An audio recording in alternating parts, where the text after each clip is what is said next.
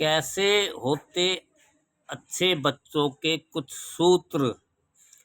पुत्र पैदा ही नहीं हुआ, पैदा होकर मर गया, तथा मूर्ख पुत्रों में पैदा ही नहीं हुआ, पैदा होकर मर गया।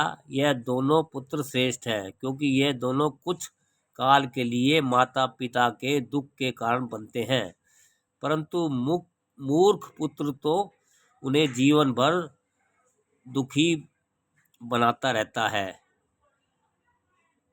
जिनमें विद्या, तप, दान, ज्ञान, शील, गुण और धर्म नहीं होते हैं, ऐसे मनुष्य इस धरती पर बोझ रूप में है। वे मनुष्य के आकार में पशुओं के समान विचरण करते हैं। व्यक्ति ने प्रथम 25 वर्ष की उम्र तक विद्या प्राप्त नहीं की, अगले 25 वर्ष तक धनार्जन नहीं किया और जीवन के अगले 25 वर्ष में पुण्य कार्य नहीं किए, तो फिर वे चौथी अवस्था वृद्धावस्था में क्या करेगा। परिश्रम से ही कार्यों में सफलता प्राप्त होती है, न कि इच्छा करने से। सोए हुए सिंह के मुंह में हिरण अपने आप प्रवेश नहीं करते।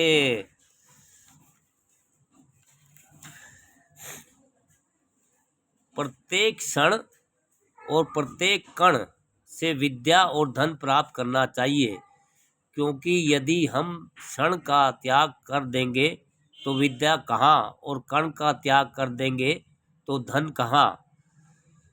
विद्यार्थी में 5 लक्षण होने चाहिए।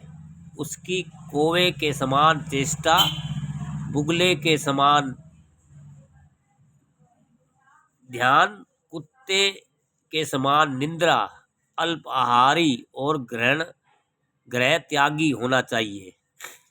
लंबे बाल बढ़ाने से, हार पहनने से, चंद्रमा के समान उज्जवल रहने से, स्नान करने से, सुगंधित द्रव्य लगाने से, पुष्पों से और विभिन्न प्रकार के आभूषण पहनने से मनुष्य की शोभा नहीं बढ़ती।